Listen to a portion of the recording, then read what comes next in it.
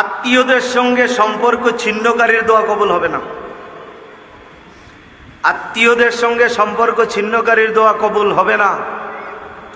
যে আত্মীয় সঙ্গে সম্পর্ক ছিন্ন করে রাখছে, আল্লাহ তাআলা তার দোয়া কবুল করবেন না। আমাদের সমাজে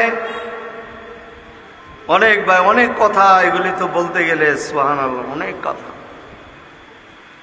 ছেলে বিবাহ করানোর পর ছেলের শ্বশুর বাড়ি থেকে যথেষ্ট পরিমাণ উপঢৌকন না পাওয়ার কারণে আজকে ছেলের বউরে তার বাবার বাড়ি চাইতে দেয় না। রাগ করে বিয়াই সাহেব হাজার দাওয়াত দিলেও বিয়ের বাড়িতে যায় না। এমন খাসিয়তের বিয়ে আছে না নাই? কথা কয় না? আছে না নাই?